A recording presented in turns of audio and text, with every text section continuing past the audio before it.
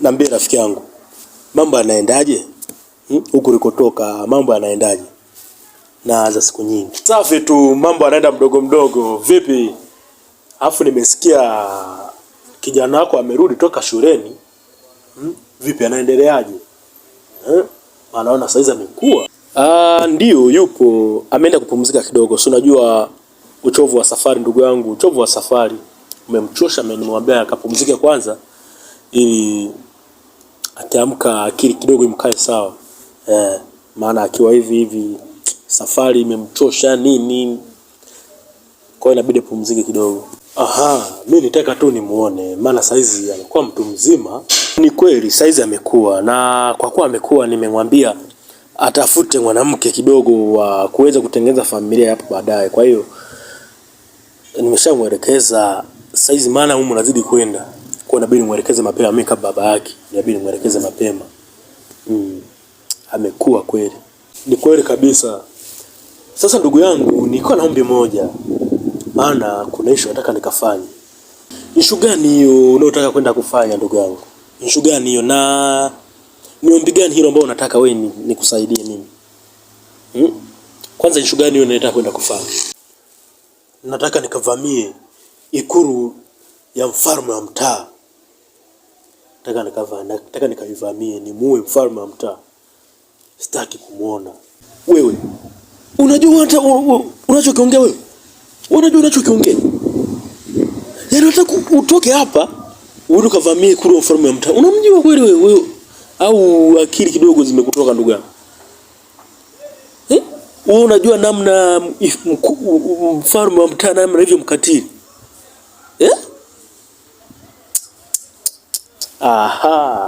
Mimi sipo huko. Mimi sipo.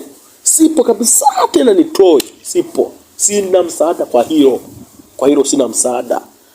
Ukamvamia mfalme wa mtaa? Unamjua vizuri kweli wewe? Tena mambo ya kunishirikisha hayo mimi sitaki kusikia. Unajua ukatili wake wale una. Alafu mimi nihusishe kwenye mambo ya kijinga kama hajanikosea, sitaki. Kama mmekoseana mkakoseana nyewe wenyewe. Mimi huko sipo kabisa, usinihusishe kabisa, na usiniombe msaada wowote. Ndio mimi najua ninachokifanya, nimejipanga na sendi kizembezembe. Sasa wewe umejipangaje, na ni msaada gani unaotaka kutoka kwangu? Wewe umejipangaje kwanza wewe? Unataka msaada gani kutoka kwangu? Anaenda kumpiga risasi mfalme wa mtaa, na ombi langu ni moja ndugu yangu. Naomba kijana wako huyo anisaidie, twende kanisaidie kupunguza wale vijana wa mfalme wa mtaa, ili mimi niwepate urahisi wa kumua vizuri mfalme wa mtaa. Haliki, ongea mambo yako, mambo mengine, ila sio kuongea masuala ya mwanangu. Masuala kumweka mwanangu kwenye mambo ya hatari kama hayo sitaki. Na siwezi kumruhusu. Yaani unaniomba msaada wa kumtoa mwanangu, yani aende kwenye mambo ya hatari kama hayo? Sitaki, na usiniombe msaada huo. Mimi nimejipanga vizuri sana rafiki yangu. Nimejipanga kwenda kumvamia mfalme wa mtaa. Kwa hiyo ondoa wasiwasi, mtoto wako hatazulika, na saizi mtoto wako amekuwa na atadili tu na wale vijana wake. Wale vijana wa mfalme wa mtaa ndio atadili nao. Mimi mfalme wa mtaa ataniachia mimi. Mimi nitamalizana naye mimi mwenyewe. Nitatumia ya inampiga tu risasi na mbariza. Nitamaliza tu. Piga risasi na maliza. Kwa msaada wako ni muhimu sana rafiki yangu. Tena ishia hapo.